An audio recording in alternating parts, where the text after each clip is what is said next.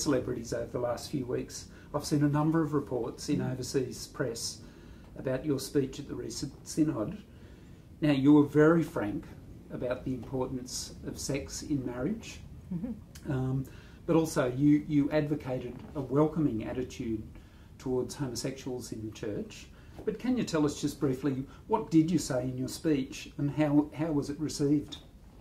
Well, basically, Peter, we were asked to talk on a certain section of the preparatory document for the synod, and we were conscious of the fact that there's a constant tension in the church between church teaching, which is a crucial part of the church's function, and its outreach to people to make them feel loved, which is our primary purpose as a Christian.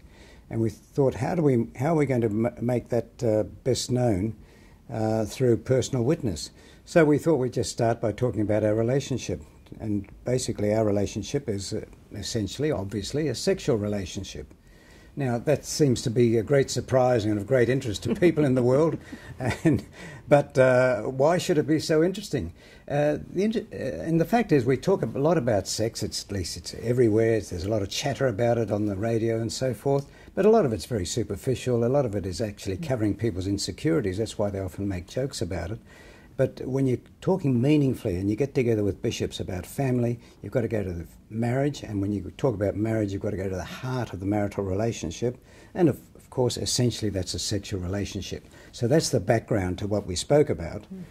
Yes, we're trying to make the point that the one distinctive feature, if you like, of our sacrament is sexual intimacy. You know, that makes it different to other relationships with brother, sister, friend, or whatever. You know, so that was basically the point we were making, and the importance of that in terms of the bonding experience between the couple, and also the sacredness of it within the committed married relationship. It can, for a start, it can lead to new life. You know, and that's very awesome, and very precious. And so that was basically the point we were trying to make. With regard to gay people, I know that you used the example of family friends of yours, but can you tell us what you said with regard to that?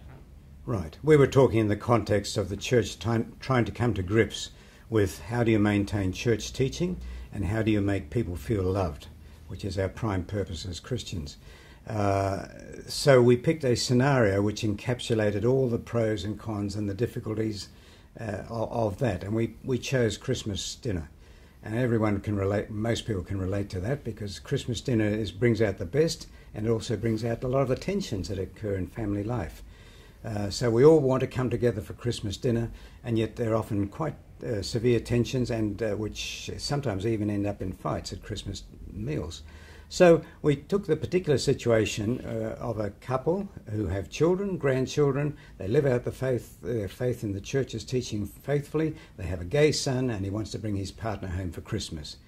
And we thought, well, how do you handle that?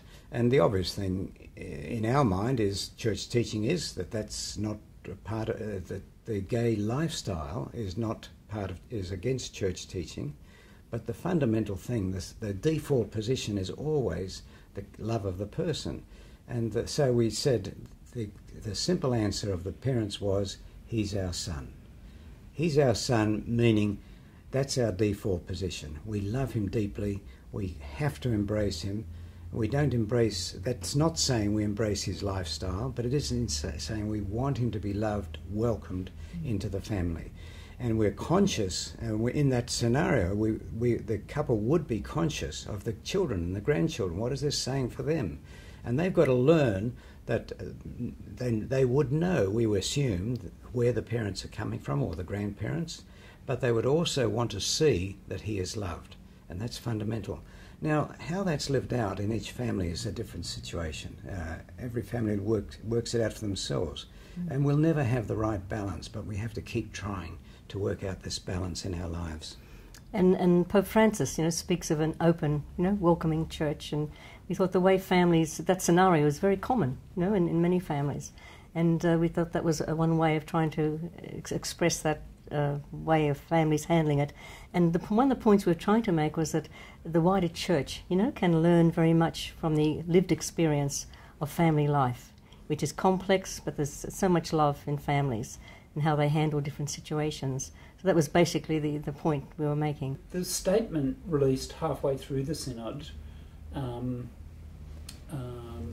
was quite different to the one at the end, and for instance, it included some affirming words about homosexuals and advocated a welcoming attitude, but this was left out of the final document. But can you explain why was that, and were you at all, did you have any disappointment about that? That's a difficult question to answer, and it's a very good one.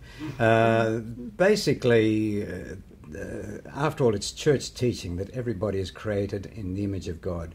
Everybody is created good, and there's goodness in all persons. And we're not there to judge persons. The church has a responsibility to judge actions and certain things. And everyone understands that. We all have values that we all grow up with, whether they're church-based or not.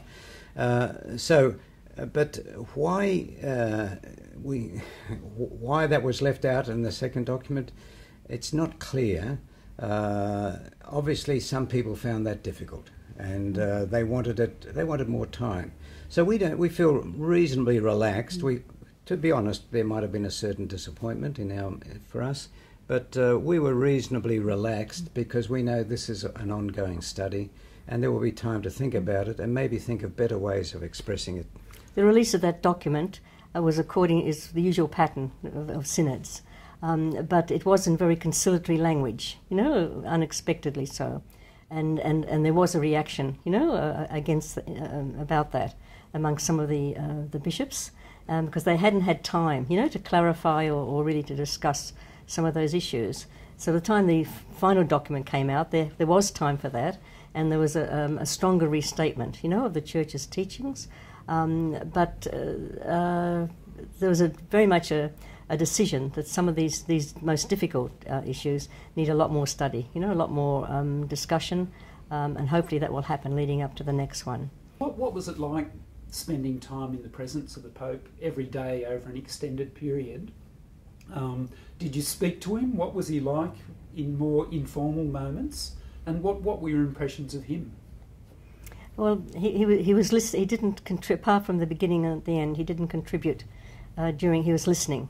But at morning tea times, and coffee breaks, he mixed with us all. He was there with everybody else queuing up for their coffee, and we had a few opportunities to speak to him just briefly. We had one interesting exchange in which we were able to show him a print of a painting of an Aboriginal artist, Richard Campbell, of the Last Corroboree, which he associated with the Last Supper. So we were able to show the Holy Father the print. We actually left him a copy with him, and explained a little bit about what the artist was expressing, and he listened.